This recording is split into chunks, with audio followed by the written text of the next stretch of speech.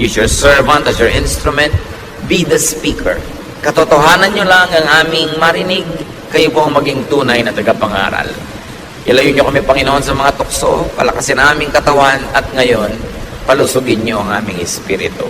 Sa ngalan ng iyong anak na si Jesus, ang aming Panginoon at tagapagligtas, dumadalangin kami at humihiling ng karunungan. Matthew 23, 1-3. Jesus said to the crowds and to his disciples, "The Pharisees and the teachers of the law are experts in the law of Moses. So obey everything they teach you, but don't do as they do. After all, they say one thing and do something else." Napakalinaw po ng mga sunod-sunod na ito na katuruan ng Panginoon. Ipinapakita niya yung mga kawalang kabuluhan ng pagsunod sa maraming mga itinuturo ng mga religious leaders nung kanyang panahon. The dominant religious leaders, according to Jesus, did not walk their talk. At sabi ni Jesus, listen only to the content of their teachings. Do not imitate their behavior. Matthew 23, verse 4. They pile up burdens on people's shoulders and won't lift a finger to help. Ang inaatupag daw ng mga religious leaders ay pabigatin, pahirapin ang buhay.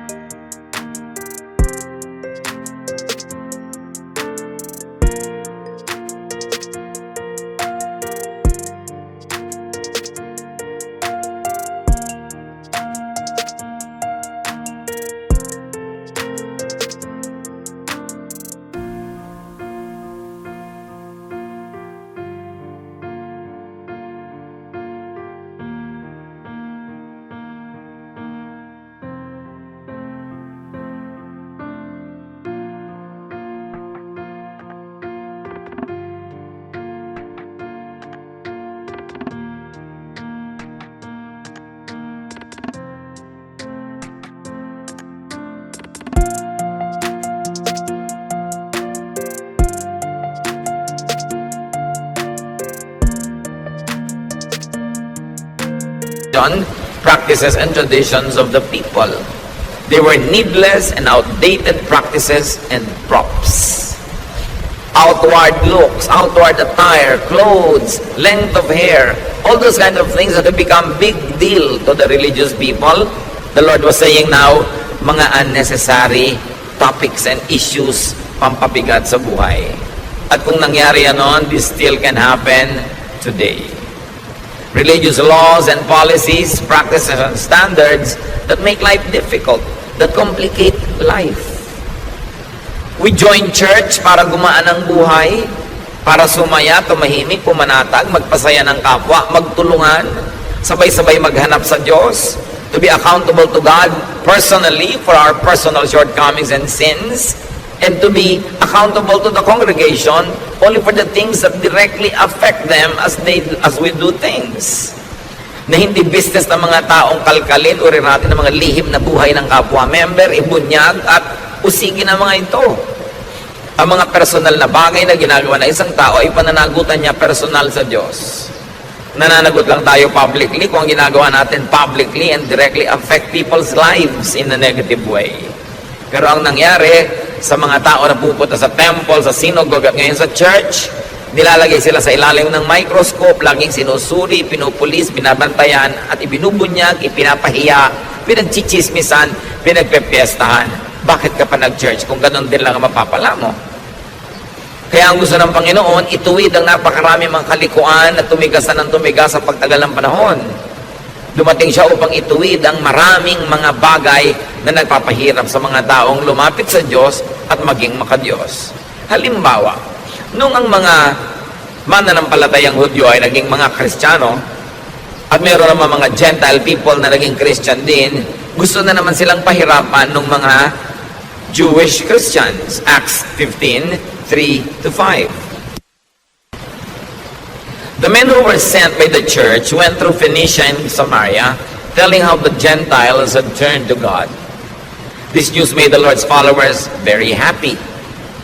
When the men arrived in Jerusalem, they were welcomed by the church, including the apostles and the leaders. They told them everything God had helped them do, but some Pharisees had become followers of the Lord. They stood up and said, Gentiles who have faith in the Lord Jesus must be circumcised and told to obey the law of Moses. So yung mga Pharisees na dating mga sobrang relihiyoso, nagpapahirap sa kapwa nila Jew, naging mga Christian yung iba. At ngayon, ini-import nila into Christianity yung mga dating kaugalian ng Judaism na nagpahirap nga sa kanila noon. Kaya sabi nila, tuwang-tuwa kayo na naging mga Kristiyano yung mga Gentile. Nagpatuloy na ba sila? Kailangan i-circumcise sila kahit matatanda na sila kasi yan ang requirement ni Moses. There's a problem here. What these Christians now were doing was to accept Jesus and the religious cultural baggage of the messenger. So sabi nila, hindi lang si Jesus na dala-dala natin ang dapat nilang tanggapin, ang atin di mga dati ng mga kaugalian, bago pa dumating yung si Jesus, kailangan tanggapin din nila.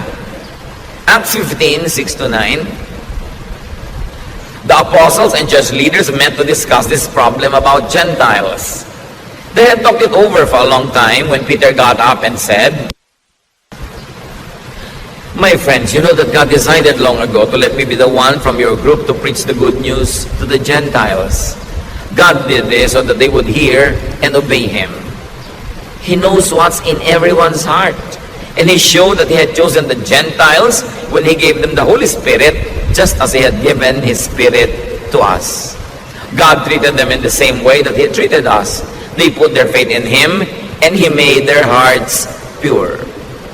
Nilinaw ni Pedro, ako ang tinuruan at inatasan ng Panginoon na unang magturo sa mga Gentiles. At nakita natin, kasaksihan ko at sinabi ko na sa inyo, kung paano tayo minahal ng Diyos, ganun din lang minahal ng mga Gentiles. Yung binigay sa atin na speaking in tongues, binigay din sa kanila. Yung baptism of the Holy Spirit, binigay din sa kanila. So, ginawa ng Panginoon yon. At dahil sa pananalig ng mga Gentiles na ito, ang puso nila ay nilinis.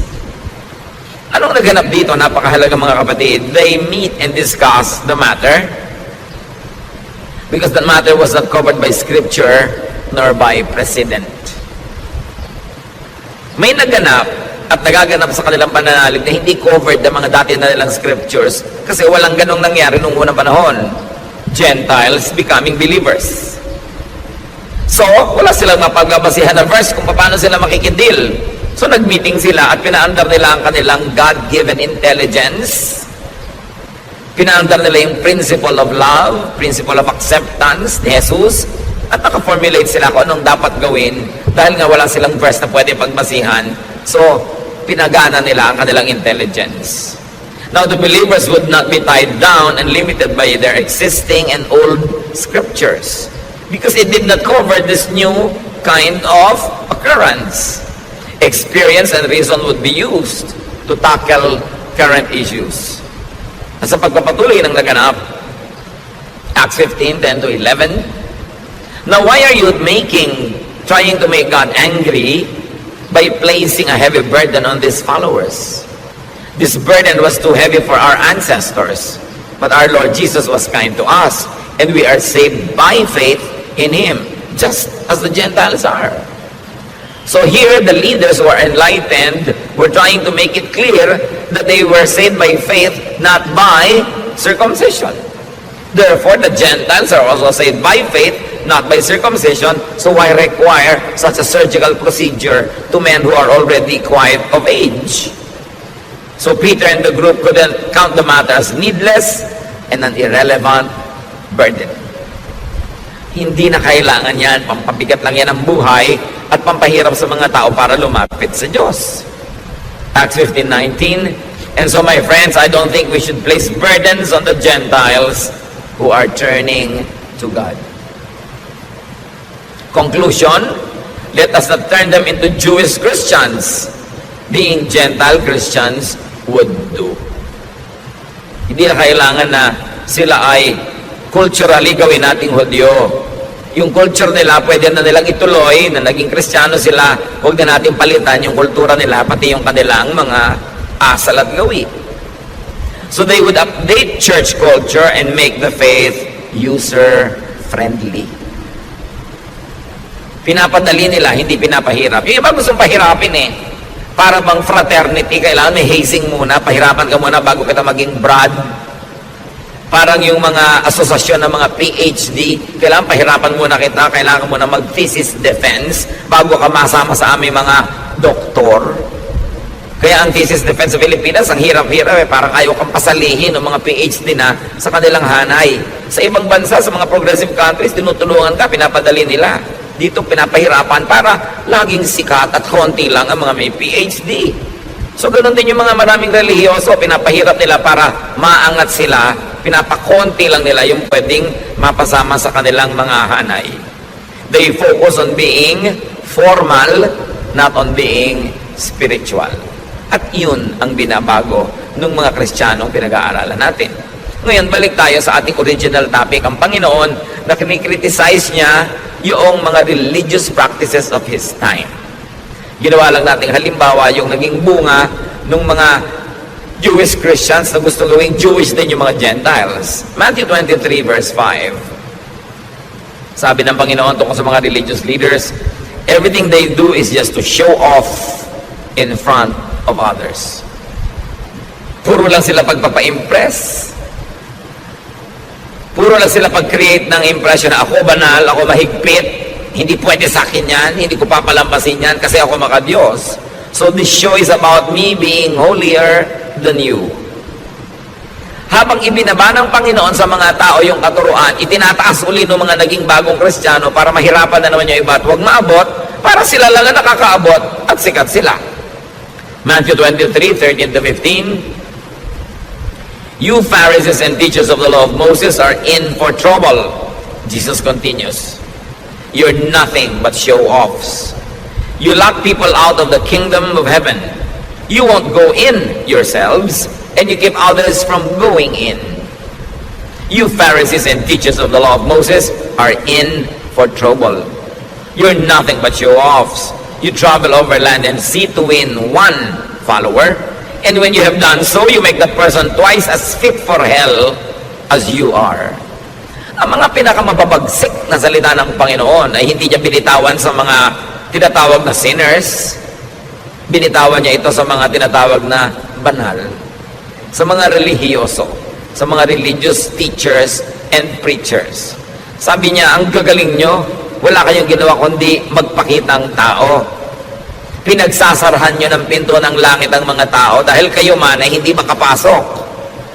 Naghihirap kayo para pumunta sa malalayong lugar para mag-convert ng mga kaluluwa. At pag na-convert nyo na sila, dinodoble nyo lang ang kanilang mga bigat sa buhay, lalong hindi sila makakapasok sa kalangitan. Hindi nyo kayang magturo ng kalangitan dahil hindi nyo yan nararanasan. Yan ang sinasabi ng Panginoon sa mga religious leaders. Puro kayo bawal, puro kayo mga paghuhusga, puro kayo mga pagpupwera, pagmamataas, pagmamalaki, puro mga pagpapalabas na kayo mga magagaling at mga matatalino at mga banal. Pero sa pagtuturo nyo sa mga tao, hinahawa nyo sila sa inyong mga ugali. Kaya sila man, tulad nyo, hindi makakapasok sa langit. Teachers could, according to Jesus, lock people out of the kingdom of heaven by showing them the wrong door. The door of ritual and other non-essentials. By making them follow invented requirements that will forever render you sinful. Hindi pwede, hindi kasya kahit kailan. Teachers could not go into heaven themselves by not following their own teachings or the truth they know. In their minds, they know the way to God, but in their practices, they don't do it.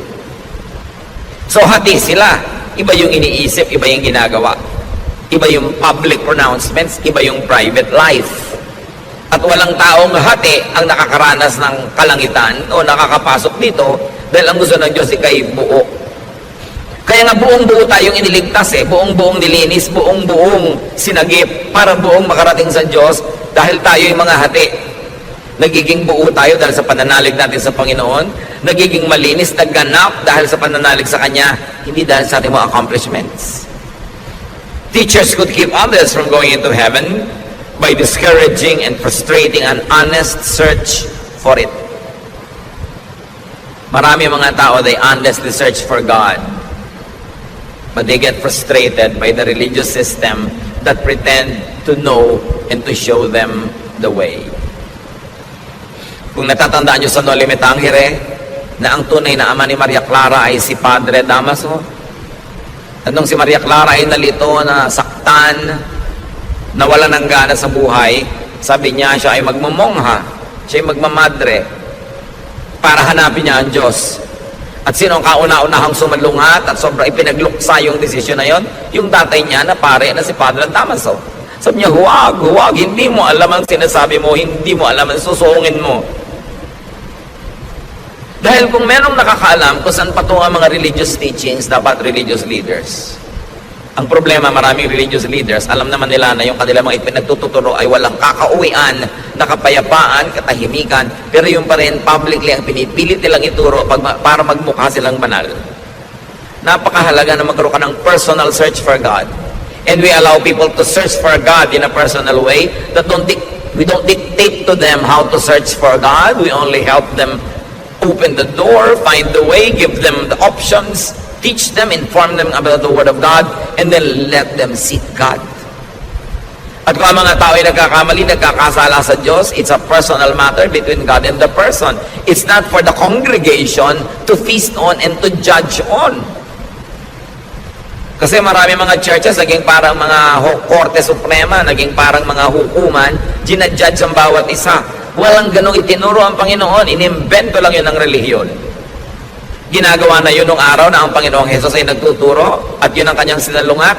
Tapos ipinagpatuloy pa ng mga Kristiyano later on yung ganong tradisyon na nililitis ang kapwa, hinuhusgahan. Kaya tuloy ang mga tao na pipilitan maging ipokrito at ipokrita, itinatago ang mga problema nila sa buhay sa takot na sila ilitisin ng simbahan. Maraming nilitis ang simbahan sa panahon, sa history. Meron pa mga tinaguri ang mga mangkukulam, sinusunog talaga literal yung mga katawan ng mga yon. Naging court ang church imbes naging kanlungan ng mga kaluluwang nahihirapan at humihingi ng ginhawa. Sa pagpapatuloy, Matthew 23:16-22, the Lord continues, you are in for trouble. You are supposed to lead others, but you are blind. You teach that it doesn't matter if a person swears by the temple, but you say that it does matter if someone swears by the gold in the temple. You blind fools! Which is greater, the gold or the temple that makes the gold sacred? May mga particular practices nung panahon na yun na tinulig sa ang Panginoon. Yung sobrang pagiging mahilig ng mga religious leaders sa pera. Love for money, power, and honor, misguided zealousness could blind religious teachers. Kaya ito ay tinuligsa ng Panginoon na huwag mong kikilingan yung tao dahil mas mayaman, dahil mas malaki yung donation. At yung mga religious leaders, huwag mag-agawan, magbangayan, agawan ng mga member mayaman, ng mga donor. Nung paman, kinikriticize sa'yo ng Panginoon. Kaya hanggang ngayon, challenge pa yan sa maraming mananampalataya. Matthew 23:23-24. You Pharisees and teachers are show-offs, and you're in for trouble. You give a tenth of the spices from your garden, such as mint, dill, and cumin. Yet, you neglect the more important matters of the law, such as justice, mercy, and faithfulness. These are the important things you should have done, though you should have not left the others undone either. You blind leaders, you strain out a small fly, but swallow a camel. So, puro kayo pakitang tao. Sa mga nakikita ng tao na susukat, kahit na sa mga tithes and offerings, ang faithful nyo, at sabi ni Lord, dapat naman. Pero hindi lang yan ang mahalaga. Mahalaga yung katarungan, habag, pagiging matapat. Sabi, napaka mga bulag ninyo. Hindi nyo malulon ang kaprasong insekto, pero buong-buo yung nilulunok ang mga kamelyo. Ibig sabihin, mga maliliit na mga kasalanan ng kapwa, minamalaki nyo, maliit na mga pagkukulang, kala mo kung ano na. Pero yung mas malalaki mga kasalanan, hindi nyo napapansin. Yung mga kasalanan ng yabang, judgmentalism, self-righteousness, pride, misguiding people, selfishness. You don't notice that. Wala kayong napapansin kundi yung babaeng adulterous. Wala kayong napapansin kundi yung mga taong nagko-commit ng mga sexual sin na parang sexual sin na lang ang kasalanan sa buong lupa at sa buong buhay. Ang dami pang iba. Pero ang pinanggigigilan nyo, yan lang. Sabing ganon. E totoo naman mga kapatid, sa kasaysayan ng church, hanggang dumating tayo sa present time, merong mga major denominations sa talaga namang wala namang pinanggigilan kundi mga ibang mga uri ng pagkukulang ng kapwa, pero hindi nila napapansin yung mas malalaking mga kasalanan. Yung panghihiya, yung pananakit ng kalooban, yung paglalayo ng loob ng mga tao sa Diyos dahil sobrang nila pinoformalize ang mga bagay. Sabi ni Lord, maliit na insekto, hindi nyo malulon. Pero yung mga lalaking mga kamelyo, buong buo yung nalulunok. Sabi, you hypocrites, you are in for trouble. You are majors of minors, specialists of non-essentials. Ang laki-laking issue sa inyo kung anong Bible version ang babasahin.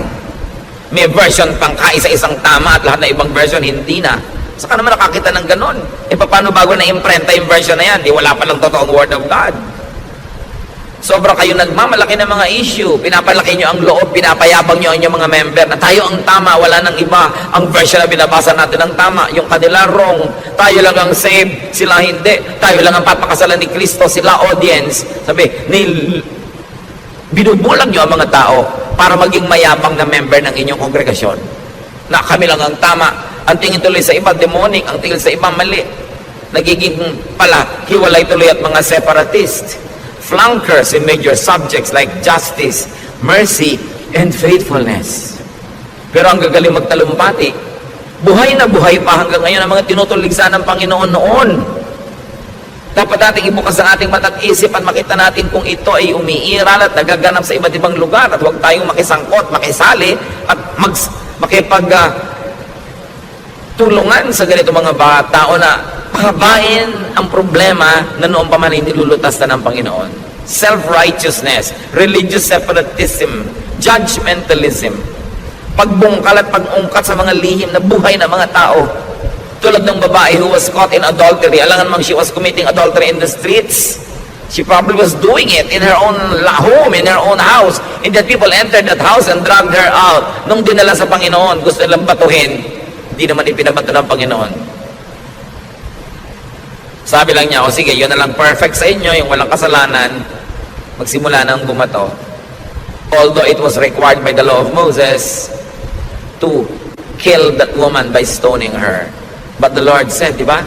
Sabi ni Lord, I am the light of the world. Kaya ako dumating para tapunan ng liwanag yung mga religious baggage ninyo na ginagawa kayong mga malulupit sa kapwa. Akala nyo kinakatuwa ng Diyos. Tuwang-tuwa kayo, pinagbubunyi ninyo na pagpiestahan ng makasalanan ng iba para yung mga kasalanan nyo ang huwag matingnan. Binovolunteer nyo na lang na lahat magtinginan sa kasalanan ng iba. Sabi, hindi ganyan. And so nobody dared to stone that woman because nobody was qualified. Alam nyo ang ginawa ni Lord na qualification to judge? Perfection. Sabi niya, o sige, sabi pala ng law of Moses, babatuhin ang babaeng makasalanan. Batuhin na, mauna na lang yung walang kasalanan. Wala naman nangahas because nobody was perfect. Mga kapatid, kung hindi kayo perfect, stop judging others. Kahit sa congregation, yung mga kasalanan lang ng church, brothers and sisters natin, na kailangang i-deal, yung kasalanan that directly and effectively and practically affect us. Halimbawa, treasurer ng church, itinakbo niya yung fund. Affected tayo lahat. Dapat talaga i-deal yun. Pero anong pakialam niyo kung sinong ka-date niya kahapon? That's between her and God. No? Anong pakialam niyo kung anong nakaraan niya? That's already charged to the cross. Anong pakialam natin sa private lives sa mga tao hanggat hindi tayo directly affected in a practical way? Yan ay tinuturo ng Panginoon. Anong pakialam niyo dito sa babaeng ito? It's between her and God. Dahil kung talagang gusto ng Lord na papatayin yung babaeng yun at sundin yung batas ni Moses, ba't di niya pinabato? At kung babatuhin din lang pala yung babae, ba't pa dumating ang Panginoon sa mundo para tayo iligtas? Para tayo patawarin at linisin? Hindi lang tayo inililigtas sa impyerno at sa mga impakto. Inililigtas din tayo sa mga relihiyosong sobrang makialam sa buhay ng kapwa na gusto nilang parusahan yung mga taong gumagawa ng mga private sins. Kung gusto mo maging banal, magpakabanal ka. That's good. That's best. That's commendable. Pero huwag mong sukatin yung kapwa mo sa iyong pamantayan. Huwag mong pilitin yung kapwa mo na maging kasing banal mo. Your life is your business before God. At pag tinanggal mo yun sa iyong ugali, sasaya ang church. Hindi para konsentidihin natin ang isa sa mga kamalian, but you always say, God is not yet finished working on this person. Kung ang mga kasalanan niya ay napaka-private, bakit ko kakalkalin? Ang iintindihin ko yung kasalanan ko, yung kalinisan ko before God, and I will pray for the person, I will give counsel kung hinihingi niya, bibigyan ko ng payo kung hinihingi niya, bibigyan ko siya lagi ng inspirasyon, ng magandang halimbawa sa pamamagitan ng buhay ko, but I will not lecture. I will not judge. At hindi ko siya ititiwalag dahil lang kulang siya. Dahil pag lahat ng kulang tiniwalag, walang matitira. Gusto ni Lord ituwid yung religious customs ng mga tao. Na kumbaga pag relihiyoso ka, nakakasakal kang kasama, ang hirap-hirap mong kasama sa buhay dahil bantay ka ng bantay ng kasalanan ng iba. Lagi kang may points, may scoreboard. That's not what the Lord wanted. Sabi niya, I came that you might have peace. Sabi niya, don't worry, I have overcome the world. Your sins are charged to me, and I am the judge. Don't judge each other. I will judge. Ngayon, kung kayo yung babae na nagkulang at nagkamali, hindi nyo ba ikakatuwa na ang Panginoon ang judge? Gusto nyo ba na yung mga churchmate nyo ang judge? At kung hindi nyo gusto na i-judge kayo ng churchmates, don't judge your churchmates. Let Jesus judge them. And up to now, Jesus is still Savior, not yet a judge. So bakit natin siya uunahan? Now, religious fanatics could be unjust, merciless, uncaring, and cruel because they kill the opposition or the competition. May mga congregation naman kaya mahigpit, marketing lang nila yon. Para i-market nila ang sarili nila, maka-Diyos, godly, mahigpit. So sabi kayo mag-member, huwag yan sa mga maluluwag na yan, walang mangyayari sa buhay nyo. Pero subukan nyo mag-member doon, sa ganun kahihigpit. Subukan nyo lang. Maglingkod kayo ng 20-30 taon. Tama ang hairstyle nyo, yung gupit nyo, yung haba. Tama ang hairline ng inyong damit. Tama ang lahat ng ginagawa nyo. Subukan nyo magkamali after 20 years ng paglilingkod. Sisipain nila kayo. Promise. Tatanggalin nila kayo, ititiwalag nila kayo, kakalimutan nilang kapatid nila kayo. Alam nyo, ang pinakamakalimot, mabilis makalimot ng magandang pinagsamahan, mga Kristiyanong mahihigpit. Ang tagal-tagal mong brother and sister in the Lord, subukan mong madapa, magkamali, kauna-unahan silang lalapa sa'yo. Mahirap sila mga kaibigan, kasi you're only a friend as far as you are holy.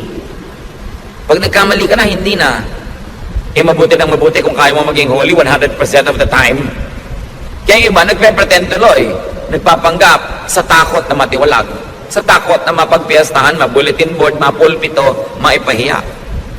Religious fanatics could be unjust because they think that killing for religion pleases God. Katulad nun, yung mga tao, papatayin nila yung babae. Imagine a person that you will stone to death.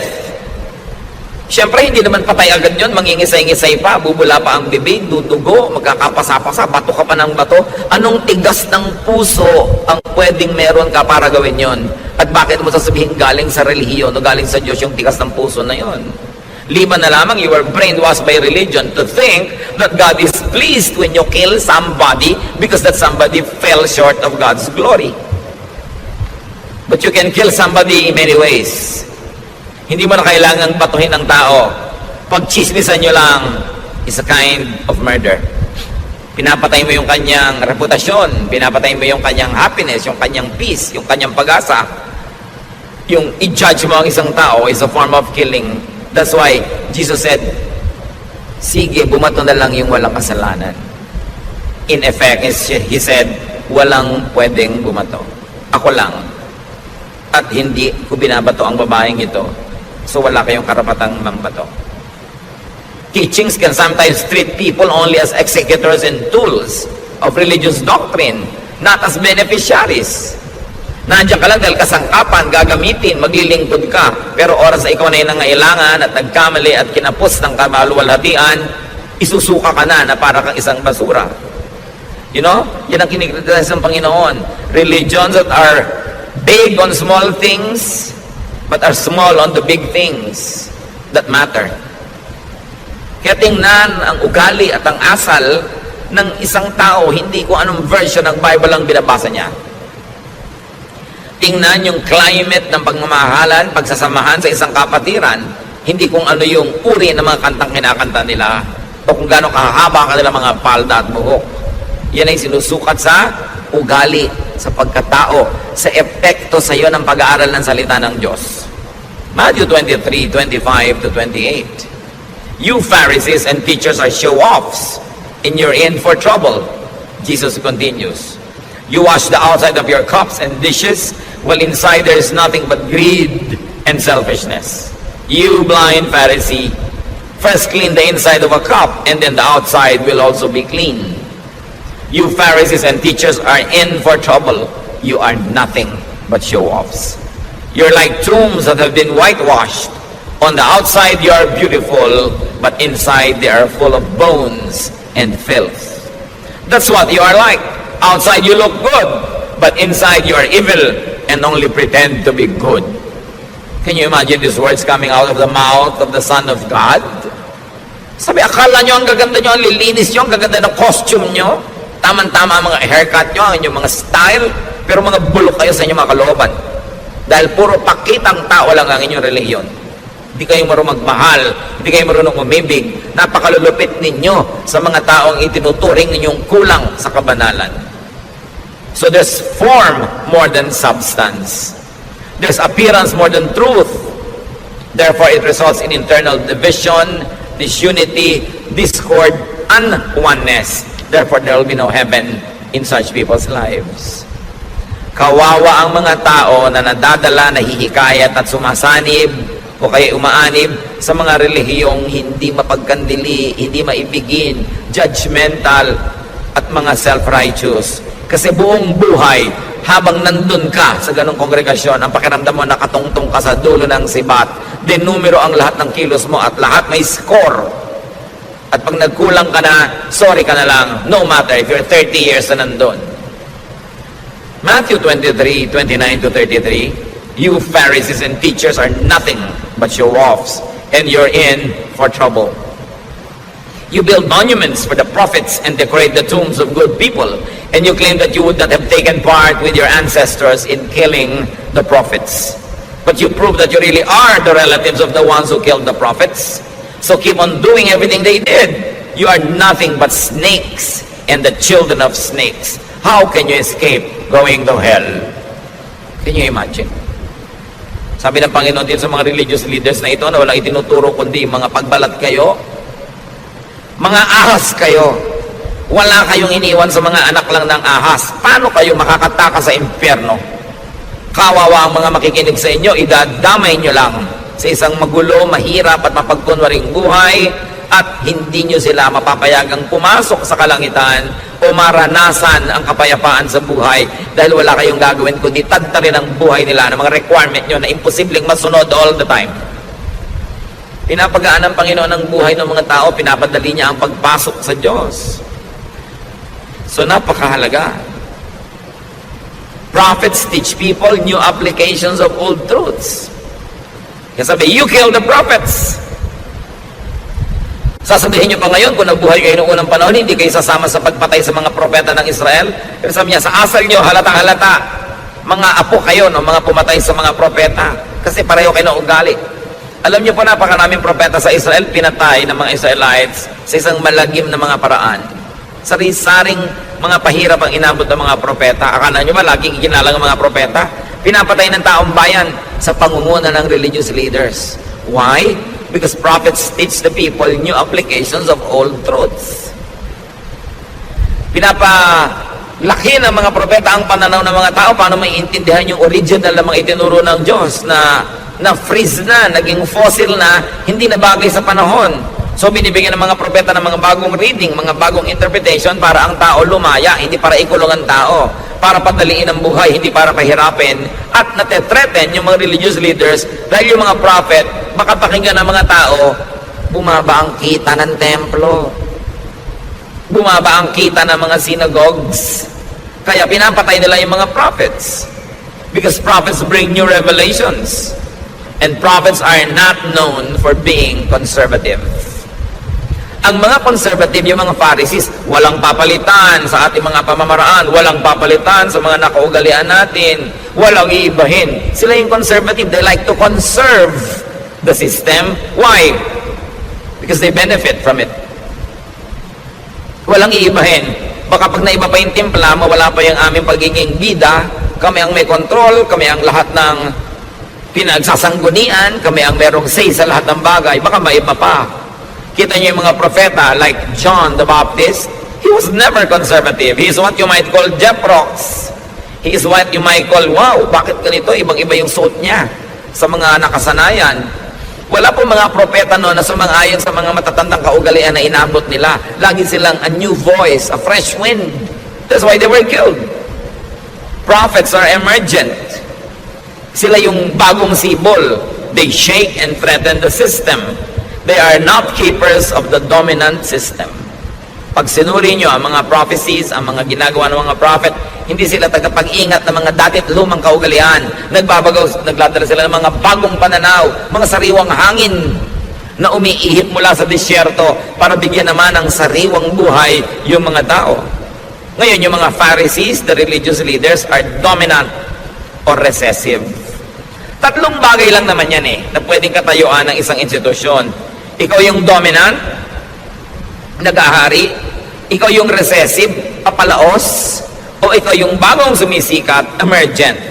And in the scheme of things, the prophets were always emergent. Bagong ideya, bagong application, paglalabas sa mga dating mga kahon, pagpapalaya sa mga dating mga tali, yun ang ministry ng mga prophets. Yung church system, sila yung dominant. Sila yung nag-ahari. At dahil nag-ahari sila, they are conservative. They don't like to change anything dahil baka pag napalitan, mawala yung kanilang pag-ahari. So they fight for dominance and survival. Kaya kung may mga dalawa o tatlong mga dominant group, sila yung naglalaban-labanan kasi ang tingin nila sa mga kaluluwa, market, agawan ng kliyente at customer. At hanggang ngayon, nangyayari yan mga kapatid. Kompetisyon ng mga denominasyon, kompetisyon ng mga relihiyon, paramihan ng member, paramihan ng donor, at walang papalitan dahil nakikinabang yung mga nakaupo at nakaluklok sa present system. The Lord Jesus Christ would never be identified with conservatives. When the Lord Jesus Christ was born, napaka-unconservative ng paraan siyang naipanganak. Napaka-kakaiba, new, revolutionary. At ang mga katuruan niya, napaka-revolutionary. Kung sino yung mga makasalanan, doon siya nakisalamuha. Kung sino yung mga relihiyoso, doon siya umiwas pakisalamuha. Kung sino yung mga tinuturing ng mga latak ng lipunan, mga walang sinabi, walang pinag-aralan, yun ang ginawa niya mga disciples. Hindi siya conservative, ever. And I will never be glad to be called a conservative. Kasi lahat ng mga pagbabago sa mundo, sa technology, sa kabihasnan, maging sa espiritualidad, it was always brought about by the new wind of new prophets. Yung reinvention of old truths so that now the people will benefit from it and the people will not be enslaved having to follow a system that no longer works. Nagpapalaya, nagpapalaki ng isip, nagpapaluwag ng buhay, nagpapaluwag ng hininga. Yung mga conservative nagtatali, nagagapos, nagkukulong dahil nakikinabang sila na sila lang yung nangunguna. Matthew 23, 34 to 36. Sa pagpapatuloy ng Panginoong Jesus, I will send prophets and wise people and experts in the law of Moses to you. So future tense pa, sabi ng Panginoong Jesus, padadalan ko kayo ng mga propeta, padadalan ko kayo ng mga matatalinong tao, yung mga tunay na magpapalaya sa inyo, but you will kill them. Or nail them to a cross, or beat them in your meeting places, or chase them from town to town. That's why you will be held guilty for the murder of every good person. I can promise you that people living today will be punished for all these things. Sabi niyo, alam nyo, padadalan ko pa kayo ng mga magtuturo pa sa inyo, mga bagong ideya, nakakapagpalaya, nakakapagpaluwag ng buhay. Pero alam nyo ang gagawin nyo? Uusigin ninyo. Babantaan ninyo. Lalabelan nyo na kung ano-ano mga labels na tawag yung mga demonic, evil, etc. etc. At papatayin nyo kung pwede pa. Sabi nyo, mananagot kayong lahat sa ganyang mga gagawin ninyo. May mga nagtatanong, meron po ba mga prophets ngayon? Why not? Sabi nga ni Lord, I will send pa, future tense pa. Those who insist na wala na, they only probably want to control your thought para sa kanila na lang kayo makinig at hindi na sa iba pa. Pero siyempre, kung meron mang ipapadalang mga totoo, lalo namang marami yung pinapadala si Taning ng mga false. Kaya dapat sinusuri. Sabi ni Lord, you will know them by their fruits. Tingnan yung bunga. Ano ba yung tunay na bunga ng isang guro? Hindi lang yung nangyayari sa buhay niya, mga kapatid ha. Yung nangyayari sa buhay nyo dahil nakikinig kayo sa kanya. Yun ang bunga. Lumuluwag ba yung buhay nyo? Nagiging mas mahal nyo ba ang Diyos? Mahal nyo ang inyong kapwa? Mas nakakalaya ba kayo? Pero hindi kayo kinukonsiti sa kamalian? Pero hindi naman kayo hinuhusgahan? Hindi kayo binapahiya, binubulgar? Ano nangyayari sa buhay nyo? Kayo ang bunga. Kaya kayong makakalam, good teacher ba? Good church ba? Good congregation ba? Tingnan mo sarili mo, anong nangyari sa akin mula nung nakinig ako dyan? Yun ang bunga. Hindi yung, ay, ang ganda ng bunga niya kasi tama ang gupit, maiksi ang buhok, malinis ang kuko, laging ganito ang suot. Hindi bunga yun, costume yun. Ang bunga is, how are you affected by the teaching? Because you are the fruit. So ang tanong, may mga Pharisees pa ba ngayon? Natural, marami. At ayaw nila sa mga false prophets. And listen, ayaw din nila sa genuine prophets. Kasi gusto nila, sila lang ang papakinggan. Sila lang ang hinirang ng Panginoon. Ang version lang nila ng Bible ang tama. Ang teaching lang nila ang totoo. Ang church lang nila ang i-honor ni Lord. Maniniwala pa ba kayo sa mga panahon na ito sa ganyan mga kagilagilalas na kasinungalingan? Marketing yan. Gusto nila sila lang ang ligtas, sila lang ang totoo, sila lang ang tama. Be careful with people that say sila lang ang tama at ligtas at wala nang iba. Yan ang talagang mark, pinakamalaking mark ng kulto. Yung solohin mo ang Diyos, sa'yo lang sila, wala na sa iba. Tatakutin mo yung member mo, kahit ay gusto na umalis, pag umalis ka sa amin, matatagal ang kaligtasan mo. Hello. Dapat mag-isip na ang mga tao, tapos na ang panahon ng kamangmangan. Ang Biblia ay nababasa na ng lahat ng tao. Napakarami na natin pwedeng malaman kahit na hindi ka mag-Bible school sa mga internet, although hindi mo papaniwalaan lahat na babasa mo dahil kahit mga sinungaling nakakapag-post doon. Pero marami ng accessible knowledge, hindi na solo ng mga experts. Kaya ang tao ngayon hindi na mangmang. Hindi na pwedeng dinadaya-daya dahil ang tao marunong mag-isip para sa sarili. At panahon naman para gawin na yon. Dapat ang tao marunong mag-isip para sa sarili. Matthew 23:37-39. Jerusalem, Jerusalem, your people have killed the prophets and have stoned the messengers who were sent to you. I have often wanted to gather your people as a hen gathers her chicks under her wings, but you wouldn't let me. And now your temple will be deserted. You won't see me again until you say, blessed is the one who comes in the name of the Lord. Sabi ni Lord, naku Jerusalem, napakarami mong pinatay na prophet. Napakarami mong binato na mga lingkod ko na ipinapadala sa iyo. Hindi ko malaman yung mga iba kung bakit sobrang napalaking big fans ng Jerusalem. Samantalang si Lord mismo nagsasabi, Jerusalem, napakarami mong kasalanan. Napakarami mong pinatay na matutuwid na tao. At hindi ba, si Jesus na nga ang kauna-unahang ipinako doon. Yung iba naman parang sobrang nagpapatira pa sa paanan ng mga Hudyo.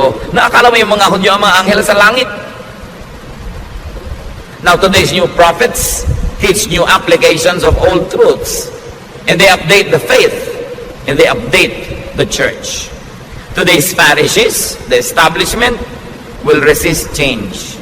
They will take shelter in conservatism. Conservatism is the defense and offense of the dominant and the recessive. Pag ikaw nag-ahari o papalaos, gusto mo conservative because you want to sit on past glory. Jesus and the prophets were far from conservative. Spiritual growth, church growth, and the growth of the kingdom of God is not in conservatism. It is in dynamism and continuing reinvention of ourselves. So, why do we review? And why do we study these principles?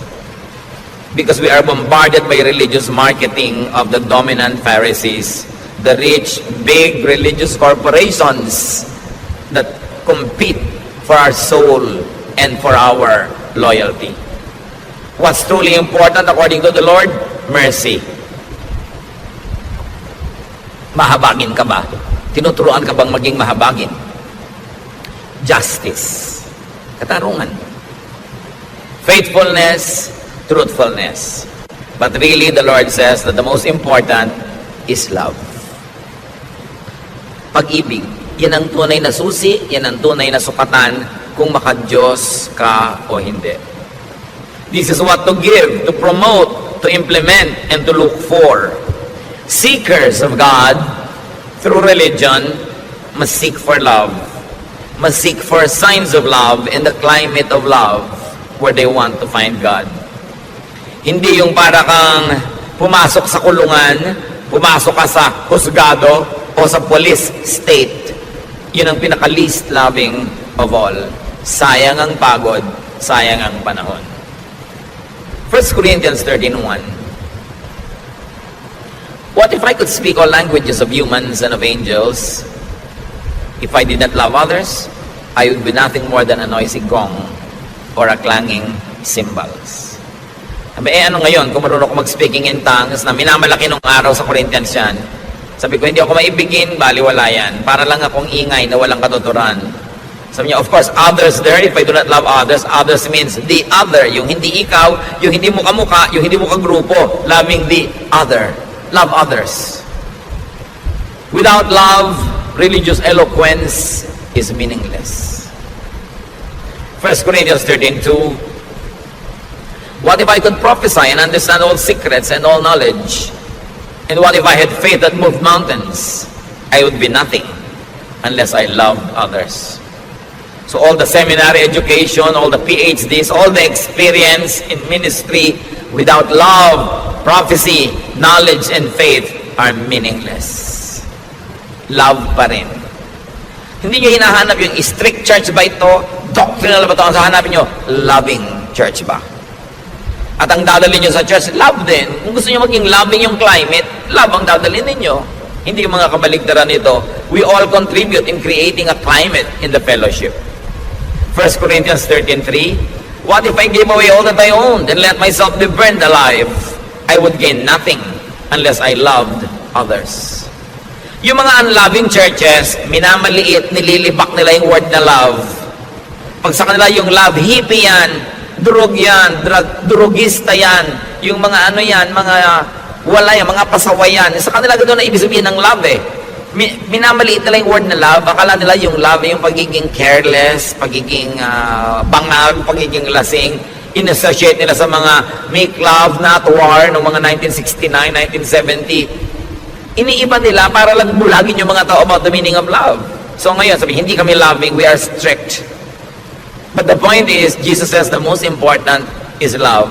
And love does not mean maging hippie ka o maging drugista ka o maging careless ka o immoral. Huwag nating papababain ang ibig sabihin ng love.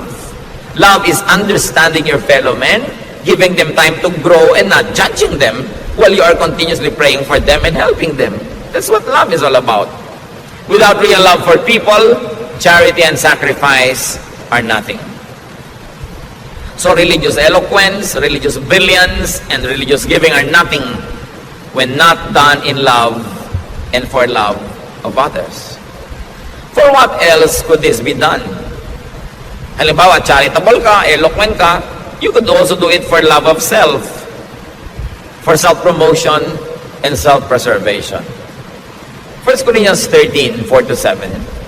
Love is kind and patient, never jealous, boastful, proud or rude. Love isn't selfish or quick-tempered. It doesn't keep a record of wrongs that others do. Love rejoices in the truth, but not in evil. Love is always supportive, loyal, hopeful, trusting. So love doesn't keep a record of wrongs that others do. Keep that in mind. Religious zeal, especially self-righteousness, judgmentalism, and congregationalism could oppose love. 1 Corinthians 13:8-10. Love never fails. Everyone who prophesies will stop. So mawawala ng halaga yung mga prophets at prophecies. And unknown languages will no longer be spoken. So mawawalan din ang halaga yung mga speaking tongues na yan. All that we know will be forgotten. So all knowledge, katalinuhan, galing, mawawala. We don't know everything. and our prophecies are not complete. But what is perfect will someday appear, and what isn't perfect will then disappear. So niyang konti-konti nang alam natin, huwag tayong magyabang. Pati prophecies natin hindi complete. Be careful of people who say they know everything. They know all the answers. They know all the doctrine. Sinungaling yun.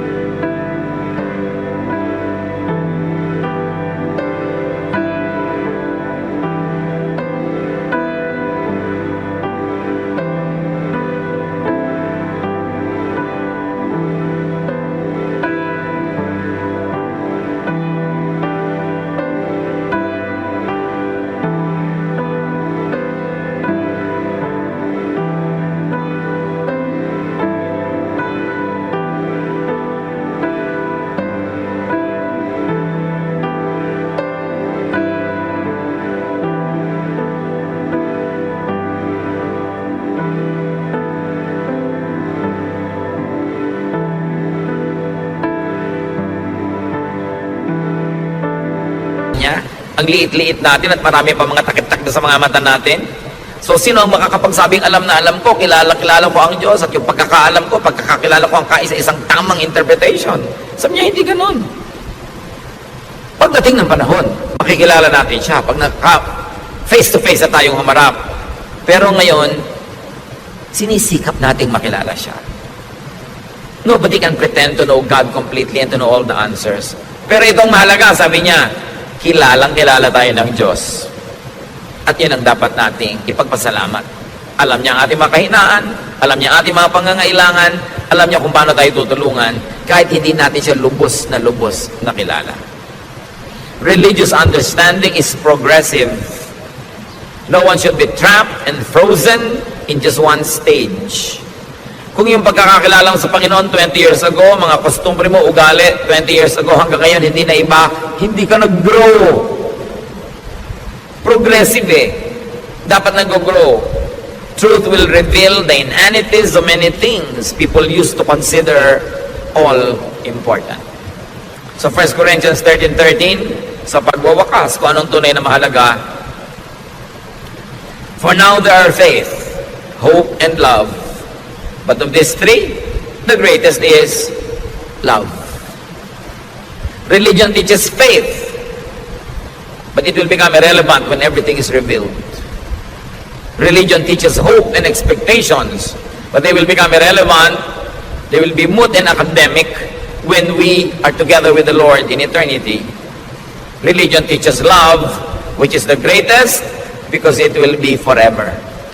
Yun ang patuloy at in fact, yun ang lalo pang lalago pagka humarap na tayo sa Panginoon at magkakasama na tayo sa kabilang buhay.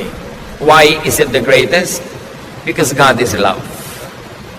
If you're going to be known for anything, be known for godly love. And if you're going to look for anything important in a fellowship, in a group, look for love. In your family, in your circle of friends, promote love. Be part of those people that make love alive and make life a little bit